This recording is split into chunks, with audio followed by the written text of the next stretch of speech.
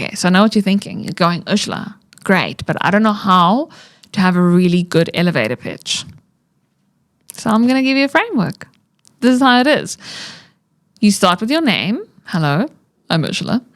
And then you say the great and the good. That's what you want to have, the great and the good. The great, state your position and make it great. State, I am the founder of a company. State, I am the manager, the executive role, whatever that is. It's so interesting how people struggle with stating the role that they're in. So state your role and then the great and the good. The good means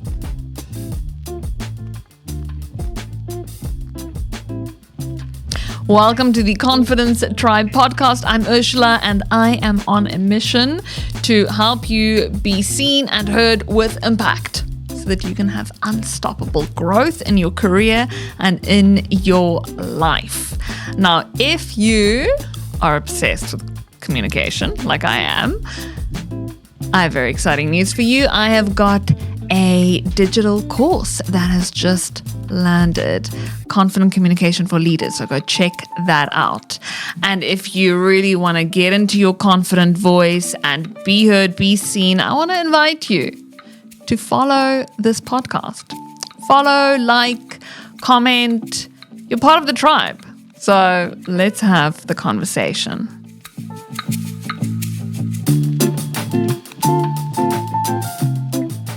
Okay, here's the truth. You only get one chance to make that first impression.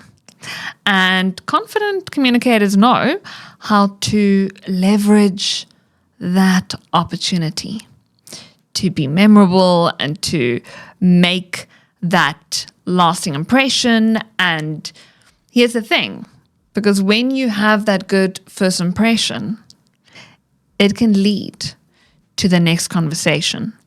And that conversation can lead to your next big break opportunity or just really great relationship.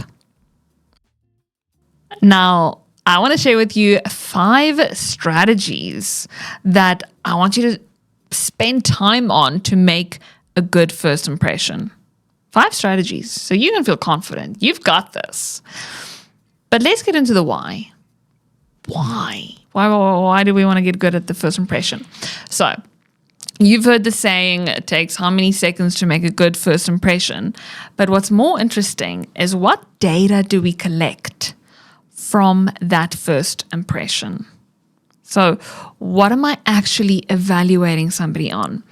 And Amy Cuddy and Susan Fike in her book, Presence, How to Bring Your Boldest Self to Your Biggest Moments, they studied and said, okay, so what data are we collecting?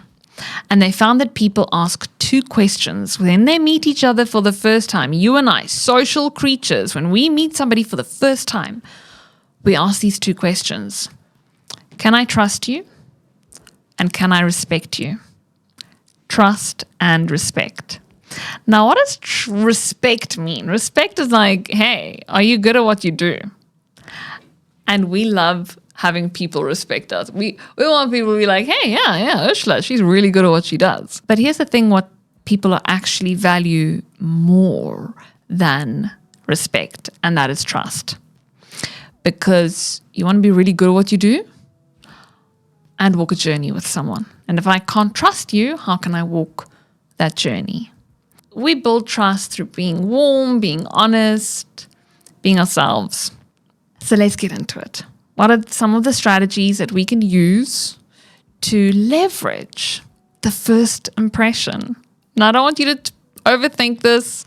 I don't want you to put too much pressure on yourself to have the perfect first impression. This is not about perfection. Have you ever had one of those experiences where, let's say you're at a networking event, and they go around the table and they say, okay, everyone, introduce yourself. Or you're introducing yourself to people at the event. I've got different scenarios of networking events in my head. So let's say you're at this networking event and you have to introduce yourself. I find the times I've practiced my elevator pitch a few times, just like in the car, I'm just saying it in a confident voice. I feel good about it. I've almost like warmed up my muscles. I've gotten ahead of it. I'm on my way there. I'm like, okay, I'm Ursula and I help people communicate with confidence. Even just saying that. And then when I say that to people, it just lands really, really well. And the times where I don't, I find I can hear myself speaking with that uncertainty, that doubt, that imposter. So get ahead of it. On your way to your event, to your meeting, wherever you know you're going to be introducing yourself to people, just practice your elevator pitch. In general, it's just a good idea to have a really good elevator pitch. Because sometimes that elevator pitch is going to come in unexpected moments. It might happen in the elevator. It might happen when you're dishing up breakfast at the hotel that you're staying at. Be ready whenever. Okay, so I know what you're thinking. You're going, Ursula, great, but I don't know how to have a really good elevator pitch. So I'm going to give you a framework. This is how it is. You start with your name. Hello, I'm Ursula. And then you say the great and the good. That's what you want to have, the great and the good. The great, state your position and make it great. State, I am the founder of a company. State, I am the manager, the executive role, whatever that is. It's so interesting how people struggle with stating the role that they're in. So state your role and then the great and the good. The good means speak about what is the mission? Where do you help people? Where do you help your organization? What is the mission that you are on? So the great and then the good. I help people. So that's the line. That's what it sounds like. I help people express themselves. I help people speak with impact so that they can grow in their careers. What is that for you? And that's also a very nice line. I learned this from Helen Nicholson. She says, you say, I help, and then what do you help? And then you use the word so that. So that is the happy ending that you're creating. So that sales can increase. So that brands can be visible, so that we can keep accounting clear and easy. So that is the so that part. Helen Nicholson is also really an expert in this field. She says that you can have a few different elevator pitches determined for who you're talking to. So you might have 3 different segments of clients, 3 different segments of scenarios that you're in. And so just be flexible and tweak it for whichever one you're in. Remember, we want to present and position the best part of ourselves. And this is not faking it till you make it. And this is not acting it. This is just getting you comfortable in expressing who you are, what your mission is, so that it can be, boom, hood with impact. That's your elevator pitch. Now, the next strategy that I want you to have, maybe you want to write this down, preparation. So whatever the room is that you're walking into, whether it's a networking event, a meeting, a party, whatever it is, maybe it's an association get-together that you have, all you need sometimes is 5 minutes or 10 minutes of doing some research of who will be in the room. So if you're going to, let's say, an event, just look, who are the speakers? Can you see who's on the guest list? On a lot of these apps these days, you can see who is RSVP'd, and actually just go look at a few names. What stands out to you? Who stands out to you? And this sounds like heavy lifting and so unnecessary and a little bit lazy. And it's one of those things that it will most probably not make a big impact if you don't do it. You can get away with not doing this. But it's one of those things that if you do it, it makes a big impact. It's a shift. All right. So you want to just do that little bit of preparation for the big impact. It's the 80-20 rule. 20% of you do, 20% of what you do has that 80% impact. Okay. Third one. What's the third one? Interesting questions make you interesting. So this is the thing when we meet people for the first time, you are more interesting with your interesting questions. And sometimes when we get anxious or we feel, then we overtalk. You don't have to. You just have to ask interesting questions about people. In your preparation, you might have found things that people are doing, industries that they're in, and you can find commonality. Commonality connects. A lot of people are very scared with conversation skills and who struggle with conversation skills. Just get better questions. And I want to help you with 2 really easy questions. I wrote them down. What are they? You can ask, what's something outside of your work that excites you? This is an energizing question. This is where people get to reveal parts about themselves, where they can tell you about their love for running. They can tell you about their love for running in the veld or running different marathons across the world. Or they can tell you about their love for surfing or bird watching. Or my friend Tiffany Markman, she loves rehabilitating bats. So bizarre, but she loves it. And you can get her talking about it, and she will tell you about the rehabilitation and the mission that she's on. That's something that would excite her outside of her working hours. So leverage that question.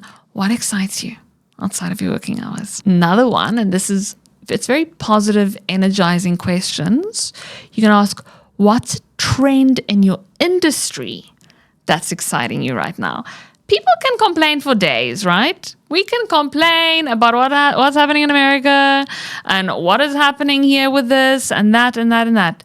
Get them talking, and also the shifts in business and what's keeping them up at night. But you can change the language just by getting the excitement. What's exciting you about your industry right now? And then they might go, there's all these changes. Really need to keep up with the change, and it's really unsettling. And you know what? There's so much growth. There's so much opportunity. So then you can start talking about that really positive things. And when people associate you with all those positive things, you're memorable, you're energized, and you want to be remembered for positive growth and expansion and impact. Now, the next part is to reveal your quirky things. Allow people to see, this is number 4, allow to show your quirky parts. Allow people to see who you are. Share about your things that excite you out of your working hours. Be an interesting person. That is where you need to go and say, what is it that I really, really love? For me, one of the things that I really, really love is I love creating videos. I love creating reels, giving people value, teaching them things and skills and using frameworks and quirky names for it. Love it. Absolutely. Why do I do it? I don't know always why I do it, but I really love sharing that with people. Another thing that really excites me outside of working hours, running. Love it. Obsessed. Completely obsessed. So what are those things that you are obsessed about?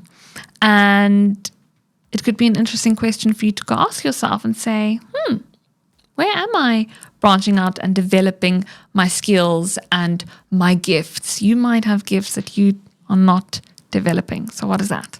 And then, this is number 5, strategy number 5. It is so important, and most people fail at this one. Most people. And it's the follow-up. You have that first impression, follow up. You met somebody interesting. Connect with them on LinkedIn. Following up is so easy, yet nobody does it. And I don't want you to become that person. Follow up with, hey, it was really great to connect with you. And here is an article I want to share. It made me think of you. Share an article. Share a thing. Make people know, and be memorable in it. You don't have to overthink it either, because you can overthink it so much that you don't do it. You also want to do the follow-up within the first 2 or 3 days of meeting the person, while you're still top of mind. I also want to encourage you to follow your intuition, but really get really good at the follow-up. I've got a friend, James, and after he goes to events, he treats it as an experiment. He creates his Excel spreadsheet with the people he met and who he wants to follow up with and connect with again. And from those relationships, he monitors, like, where does business come from? What leads to another engagement? What leads to what? So he, that's just his systematic approach, and that's how he sees it. But it also makes him really good at the follow-up. So please remember, following up from the first impression. And that brings us in a round circle. So that first impression, it takes work. This is intentional. This stuff doesn't just happen. You don't just appear. You don't just go. Confidence is built. This is strengthening, intentional, develop the muscle. And what is it? Get that elevator pitch. Practice it. And in the comments below, let's do that. In the comments below, send me the message. What's your elevator pitch? Or send me a DM. Connect. Let me know. What's your elevator pitch?